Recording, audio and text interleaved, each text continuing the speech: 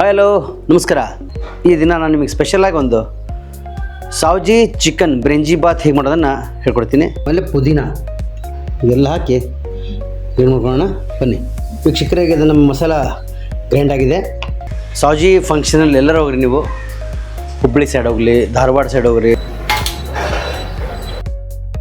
Rice ಅಂತೂ ರೆಡಿಯಾಗಿದೆ. ಸ್ವಲ್ಪ ಫೈನಲ್ ಟಚ್ ಆಗಿ ನಾವು ಕೊತ್ತಂಬರಿ ಕೂಡ ಹಾಕೊಂಬೋಣ.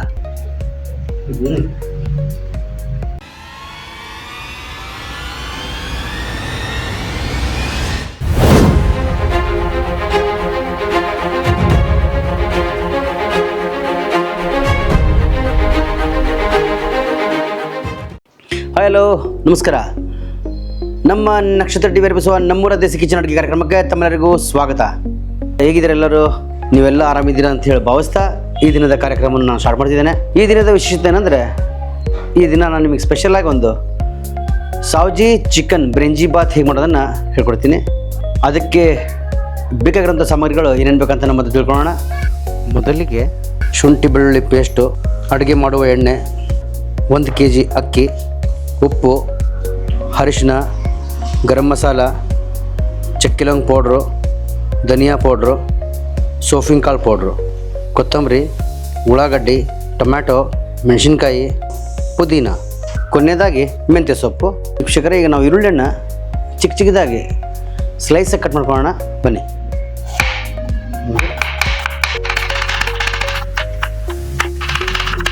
ವೀಕ್ಷಕರೇ ಗಮನ ಇರಲಿ, ಚಾಕು ಭಾಳ ಶಾರ್ಪ್ ಇರುತ್ತೆ, ಊರುಗಳು ಹುಷಾರ, ತಿಳ್ಕೊಬೇಡಿ ಕೈನ.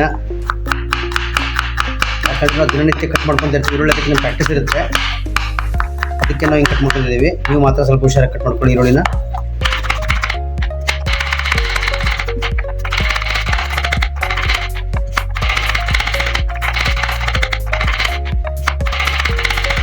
ಈಗ ಟೊಮ್ಯಾಟೊ ಕೂಡ 1-4 ಪೀಸ್ ಮಾಡ್ಕೊಂಡು, ಯಾಕಂದರೆ ಇದು ಗ್ರೈಂಡ್ ಮಾಡ್ಬೇಕು ನಾವು.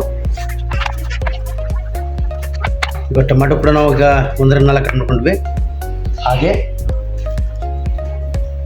ನಾವು ಮೆಣಸಿನ್ಕಾಯಿ ಕೂಡ ಇದರಲ್ಲಿ ಸ್ವಲ್ಪ ಕ್ಲೀನಾಗಿ ಕಟ್ ಮಾಡ್ಕೊಳ್ಳೋಣ. ಅರ್ಧ 1-4-5 ಪೀಸ್ ಮಾಡ್ಕೊಳ್ಳೋಣ ನೋಡಿ, ಯಾಕಂದರೆ ಇವೆಲ್ಲ ಗ್ರೈಂಡ್ ಆಗಬೇಕು, ಅದಕ್ಕೋಸ್ಕರ ಕಟ್ ಮಾಡ್ಕೊಂಡಿದ್ದೀನಿ. ಈಗ ಇದನ್ನು ನಾವು ಗ್ರೈಂಡಲ್ಲಿ ಹಾಕ್ಕೊಳ್ಳೋಣ. ಟೊಮ್ಯಾಟೊ, ಮೆಣಸಿನ್ಕಾಯಿ,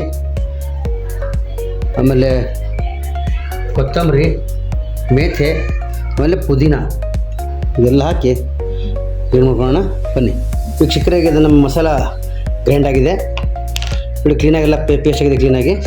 ಇದರಲ್ಲಿ ಏನು ಹಾಕಿದೆ ಅಂದರೆ ನಾವು ಟೊಮ್ಯಾಟೊ, ಮೆಣಸಿನ್ಕಾಯಿ, ಪುದೀನ, ಮೇಥೆ ಸೊಪ್ಪು, ಆಮೇಲೆ ಕೊತ್ತಂಬರಿ ಎಲ್ಲನೂ ಹಾಕಿ ನಾವು ಗ್ರೈಂಡ್ ಮಾಡ್ಕೊಂಡಿದ್ದೀವಿ. ವೀಕ್ಷಕರೇ, ಈಗ ನಾವು ಮಸಾಲವನ್ನು ಗ್ರೈಂಡ್ ಮಾಡ್ಕೊಂಡಿದ್ವಿ. ಈಗ ಒಗ್ಗರಣೆ ಹಾಕೋ ಸಮಯ. ಅದಕ್ಕೆ ಮೊದಲೇ ನಾವು ಗ್ಯಾಸನ್ನು ನೋಡ್ಕೊಳ್ಳೋಣ. ಈಗ ಪಾತ್ರೆ ಬಿಸಿಯಾಗಿದೆ. ಈಗ ನಾವು ಇದರಲ್ಲಿ ಎಣ್ಣೆ ಹಾಕೋಣ. ಈಗ 1 kg ಎಣ್ಣೆಗೆ ಒಂದು 100 ಗ್ರಾಮ್ ಎಣ್ಣೆ ಇದ್ದರೆ ಸಾಕು. ಚಿಕನ್ ಸಾವ್ಜಿ ಬ್ರಿಂಜಿ ಬಾತಲ್ಲಿ ಏನಪ್ಪ ಸ್ಪೆಷಲ್ ಅಂದರೆ, ಅದು ಒಂಥರ ರುಚಿನೇ ಬೇರೆ. ಆ ಒಂದು ಟೇಸ್ಟ್ ಹೆಂಗಿರುತ್ತಂದರೆ, ಆ ವಾಸನೆ ಬಂದರೆ ಸಾಕು, ತಿನ್ನೋಕ್ಕೆ ಒಂಥರ ಮನಸ್ಸು ಬರುತ್ತೆ. ನೀವು ಬೇಕಾದರೆ ಚಿಕನ್ ಇಲ್ದಂಗೆ ಕೂಡ ಮಾಡ್ಬೋದು, ಚಿಕನ್ ಸೇರಿಸಿ ಮಾಡ್ಬೋದು, ಅಥವಾ ಮಟನ್ ಕೂಡ ಅದ್ರಲ್ಲಿ ಹಾಕ್ಬೋದು. ವೆಜ್ ಅವರು ವೆಜ್ ಕೂಡ ನೀವು ಪುಲಾವ್ ಮಾಡ್ಕೊಂಡು ತಿನ್ಬೋದು, ನಾನ್ ವೆಜ್ ಅವರು ಚಿಕನ್ ಹಾಗೆ ಮಟನ್ ಕೂಡ ಹಾಕಿ ಮಾಡ್ಬೋದು. ಇವತ್ತು ನಾವು ನಿಮಗೆ ಚಿಕನ್ ಹಾಕಿ ಬ್ರಿಂಜಿ ಬಾತ್ ಹೇಗೆ ಮಾಡೋದನ್ನು ಹೇಳ್ಕೊಡ್ತಿದ್ದೀನಿ. ಈ ಸಾವ್ಜಿಯಲ್ಲಿ ರಾ ಮಸಾಲೆ ಇದೆಲ್ಲ ಮೊದಲೇ ಕ್ಲೀನಾಗಿ ರೋಸ್ಟ್ ಆಗಿರಬೇಕು. ಇನ್ನು ಮೊದಲನೇದಾಗಿ ಇದರಲ್ಲಿ ನಾವು ಲವಂಗ ಹಾಕ್ತಿದ್ದೀನಿ,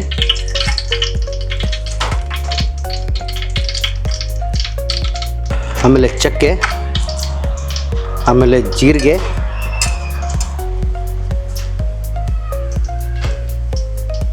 ಆಮೇಲೆ ಯಾಲಕ್ಕಿ, ಆಮೇಲೆ ಜಾವಿತ್ರಿ ಹೂವು, ಆಮೇಲೆ ಮಸಾಲೆ ಎಲೆ, ಆಮೇಲೆ ಕಸ್ತೂರಿ ಮೇಥಿ ಎಲ್ಲ ಇದ್ರಲ್ಲಿ ಹಾಕಿದ್ದೀನಿ ನೋಡಿ ವೀಕ್ಷಕರೇ. ಇದು ಕ್ಲೀನ್ ರೋಸ್ಟ್ ಆಗಬೇಕು. ಲವಂಗ, ಕಸ್ತೂರಿ ಮೇಥಿ, ಯಾಲಕ್ಕಿ, ಚಕ್ಕೆ ಎಲ್ಲ ಸ್ವಲ್ಪ ರೋಸ್ಟ್ ಆಗಲಿ. ನಂತರ ನಾವು ಈಗ ಹಾಕೋಣ ಶುಂಠಿ ಬೆಳ್ಳುಳ್ಳಿ ಪೇಸ್ಟು. ಸಾವ್ಜಿ ಚಿಕನ್ ಬ್ರಿಂಜಿ ಬಾತಲ್ಲಿ ಶುಂಠಿ ಅಂಶ ಏನಿದೆ ಸ್ವಲ್ಪ ಕಡಿಮೆ ಇರುತ್ತೆ, ಬೆಳ್ಳುಳ್ಳಿ ಅಂಶ ಏನಿದೆಲ್ಲ ಜಾಸ್ತಿ ಇರುತ್ತೆ. ಅಂದರೆ ನೀವೊಂದು 50 ಗ್ರಾಮ್ ಬೆಳ್ಳುಳ್ಳಿ ತೊಗೊಂಡ್ರೆ ನಮ್ಮ ಒಂದು ಕೆ ಜಿಗೆ 50 ಗ್ರಾಮ್ ಬೆಳ್ಳುಳ್ಳಿ ಇದ್ದರೆ ಸಾಕು. ಅದರ ಜೊತೆಗೆ ಒಂದು 20 ಗ್ರಾಮ್ ಶುಂಠಿ ಬೇಕಷ್ಟೇ. ಈಗ ನಾವು ಇದಕ್ಕೆ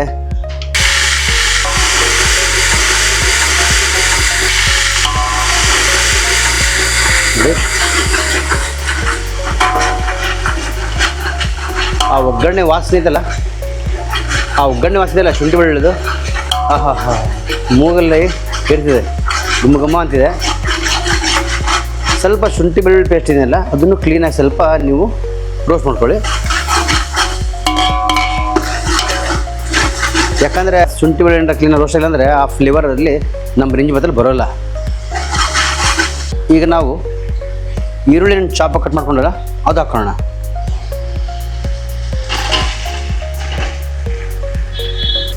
ಈಗ ಇಲ್ಲಿದೆ ಮುಖ್ಯವಾದ ಅಂಶ ಏನಂದರೆ ಈರುಳ್ಳಿನಿದೆಲ್ಲ ಬ್ರೌನ್ ಆಗೋ ಮಟ್ಟ ನೀವು ರೋಸ್ಟ್ ಮಾಡಲೇಬೇಕು. ಯಾಕಂದರೆ ಈರುಳ್ಳಿ ಹಸಿದ್ರೆ ಸೌಜಿ ಬ್ರಿಂಜಿ ಬಾತಿನಿದೆಲ್ಲ ಚಿಕನಿಂದು ಅದು ಫ್ಲೇವರ್ ಎದ್ದು ಬರೋಲ್ಲ. ಅದಕ್ಕೆ ನೀವು ಕ್ಲೀನಾಗಿ ಈರುಳ್ಳಿನ ರೋಸ್ಟ್ ಮಾಡ್ಕೊಳ್ಳಿ.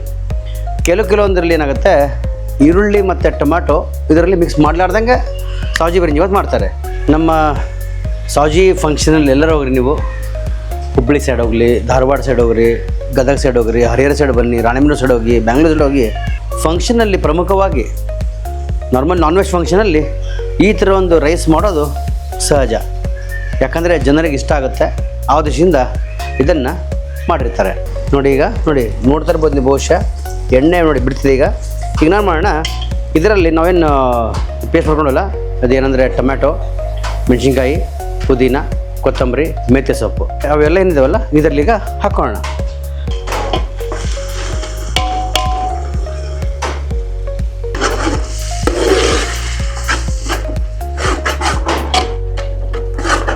ಈಗ ನೋಡಿ ಮಸಾಲ ಕ್ಲೀನಾಗಿ ರೋಸ್ಟ್ ಆಗಿದೆ. ಈಗ ಅದರೊಳಗೆ ನಾವೀಗ ಚಿಕನ್ ಹಾಕೋಣ. ಚಿಕನ್ ಹಾಕ್ಕೊಂಡು ಅದು ಕ್ಲೀನಾಗಿ ಮಸಾಲೆ ಜೊತೆಗೆ ಮಿಕ್ಸ್ ಮಾಡ್ಕೊಳ್ಳೋಣ.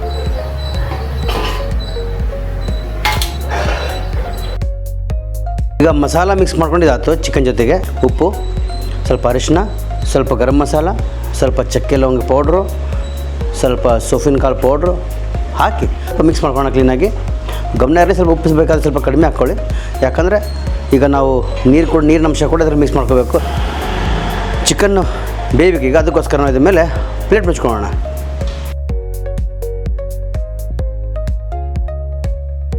ಈಗ ಚಿಕನ್ ಅರ್ಧ ಆಲ್ರೆಡಿ ಬೇಯ್ದುಬಿಟ್ಟಿದೆ. ಈಗ ಇದರಲ್ಲಿ ನಾನು ನೋಡೋಣ ನೀರು ಹಾಕೋಣ. 1 kg ಅಕ್ಕಿಗೆ 2 ಲೀಟ್ರ್ ನೀರು ಏನಾಗುತ್ತೆ ಎಕ್ಸ್ಟ್ರಾ ಹಾಕಬೇಕಾಗತ್ತೆ. ಅಂದರೆ 1 ಗ್ಲಾಸ್ ನೀವು ಅಕ್ಕಿ ತೊಗೊಂಡ್ರೆ 2 ಗ್ಲಾಸ್ ನೀವು ನೀರು ಹಾಕಬೇಕಾಗತ್ತೆ. ಅಂದರೆ 2 ಹಾಕಿದರೆ 2 ಗ್ಲಾಸ್ ಅಕ್ಕಿ ಹಾಕಿದರೆ 4 ಗ್ಲಾಸ್ ನೀರು, 3 ಗ್ಲಾಸ್ ಹಾಕಿದರೆ 9 ಗ್ಲಾಸ್ ನೀರು. ಓಕೆನಾ? ಈಗ ಇದು 1.5 ಲೀಟ್ರ್ ನೀರಿದೆ. ಈಗ ನಾವು ಹಾಕಿದ್ದು 1 kg ಈಗ ಅಕ್ಕಿ ಮಾಡ್ತಿದ್ದೀವಿ. ಈಗ ನಾವು 1.5 ಲೀಟ್ರನ್ನ ಇದ್ರಲ್ಲಿ ಹಾಕ್ಬೋಣ.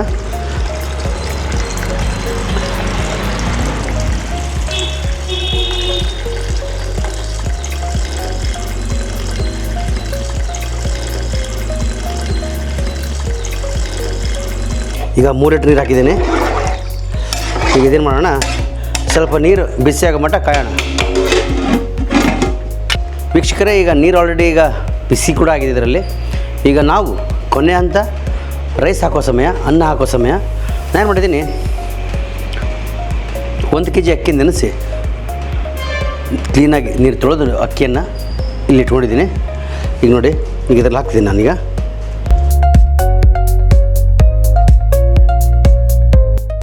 ಈಗ 20 ನಿಮಿಷ ಆಲ್ರೆಡಿ ಆಗಿಬಿಟ್ಟಿದೆ. ಈಗ ನಾವು ಆಲ್ರೆಡಿ ಚಿಕನ್ನಲ್ಲಿ ರೈಸ್ ಹಾಕಿ ಈಗ ಅದು ಆಗಿದೆಯಿಲ್ಲ ಅಂತ ನೋಡೋಣ ಬನ್ನಿ. ರೈಸ್ ಅಂತೂ ರೆಡಿಯಾಗಿದೆ. ಇದ್ರ ಮೇಲೆ ಸ್ವಲ್ಪ ಫೈನಲ್ ಟಚ್ ಆಗಿ ನಾವು ಕೊತ್ತಂಬರಿ ಕೂಡ ಹಾಕೊಂಬೋಣ, ಯಾಕಂದ್ರೆ ನೋಡೋಕೆ ಚೆಂದ ಕಾಣುತ್ತೆ. ನೋಡಿ, ಈಗ ನಮ್ಮ ಸೌಜಿ ಚಿಕನ್ ಬ್ರಿಂಜಿ ಬಾತ್ ಏನಿದೆಯಲ್ಲ ರೆಡಿಯಾಗಿದೆ.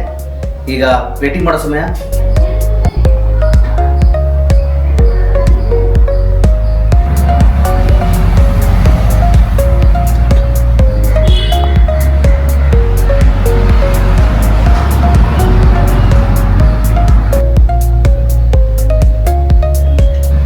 ಇಲ್ಲಿವರೆಗೂ ನೀವು ನೋಡಿದಿರ ಸಿಂಪಲ್ಲಾಗಿ ನಮ್ಮ ಸಾವಜಿ ಸ್ಟೈಲಲ್ಲಿ ಸಾವಜಿ ಚಿಕನ್ ಬ್ರಿಂಜಿ ಬಾತ್ ಹೇಗೆ ಮಾಡೋದನ್ನು ನಿಮಗೆ ಹೇಳ್ಕೊಟ್ಟೆ. ಸೇಮ್ ಹೇಗೆ ಮಾಡಿದ್ದೀನಲ್ಲ ರೆಸಿಪಿ ಹೇಗೆ ಮಾಡಿದ್ದಿಲ್ಲ ಹಾಗೆ ನೀವು ಮನೇಲಿ ಕೂಡ ಮಾಡ್ತೀರಿ ಅಂತ ಭಾವಿಸ್ತೀನಿ. ಇವತ್ತು ನೋಡಿ ಮನೆಯಲ್ಲಿ ಟ್ರೈ ಮಾಡಿ, ಒಂದು ಬೆಸ್ಟ್ ಆದ ಒಂದು ರೆಸಿಪಿ ನಿಮಗೊಂದು ಸಿಗುತ್ತೆ ಮನೆಯಲ್ಲಿ. ಗೆಸ್ಟ್ ಬಂದಾಗಲಿ ಒಂದು ಒಳ್ಳೆಯ ಒಂದು ನೀವು ಬಿರಿಯಾನಿ ಕೂಡ ಅವರಿಗೆ ತಿನ್ನಿಸ್ಬೋದು. ಮಸಾಲ ಜಾಸ್ತಿ ಇರೋದ್ರಲ್ಲ, ಲೈಟಾಗಿ ಮಸಾಲ ಹಾಕಿ ಸಿಂಪಲಾಗಿ ಮಾಡುವಂಥ ಡಿಶ್ಶು. ಈಗ ಇದ್ರ ಬಗ್ಗೆ ನಾನು ಟೇಸ್ಟ್ ಕೂಡ ಹೇಳ್ತೀನಿ ಹೇಗಾಗಿದೆ ಅಂತೇಳಿ.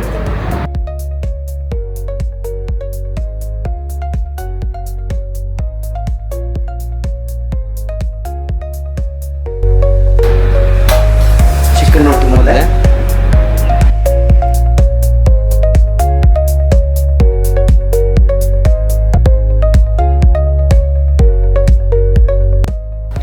ಚಿಕನ್ನು ಪರ್ಫೆಕ್ಟಾಗಿ ಕುಕ್ ಆಗಿದೆ.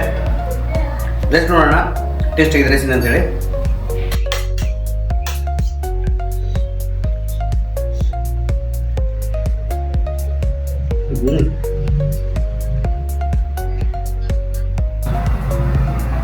ರೈಸ್ ಕೂಡ ಪರ್ಫೆಕ್ಟಾಗಿ ಕುಕ್ ಆಗಿದೆ, ಕ್ಲೀನಾಗಿ ಬಂದಿದೆ.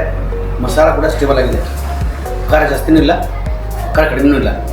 ನಮ್ಮ ಮೆಣಸಿನ್ಕಾಯಿ, ಆಮೇಲೆ ಟೊಮ್ಯಾಟೊ, ಕೊತ್ತಂಬರಿ, ಪುದೀನ ಮತ್ತು ಮೆಣಸಿನ್ಕಾಯಿನ ಏನು ಮಾಡಿದ್ವಿ.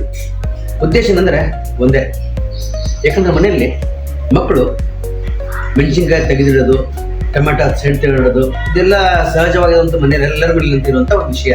ಯಾಕೆ ಮಕ್ಕಳು ಟೊಮೆಟೊ ಅವೆಲ್ಲ ತೆಗೆದಿರ್ತಾರೆ. ಊಟ ಇರುವಾಗ, ಊಟ ಬಡಿಸಿದಾಗ ಟೊಮೆಟೊ ಆಗಲಿ ಮೆಣಸಿನ್ಕಾಯಿ ಆಗಲಿ ಸೈಡ್ ಇಟ್ಬಿಡ್ತಾರೆ.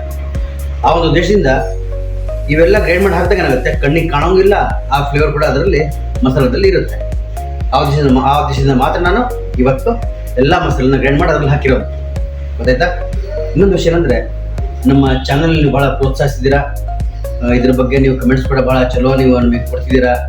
ಆಮೇಲೆ ಫೀಡ್ಬ್ಯಾಕ್ ಕೂಡ ನಮಗೆ ಭಾಳ ಒಂದು ಒಳ್ಳೆಯ ಒಂದು ಪಾಸಿಟಿವ್ ಸಿಗ್ತಿದೆ.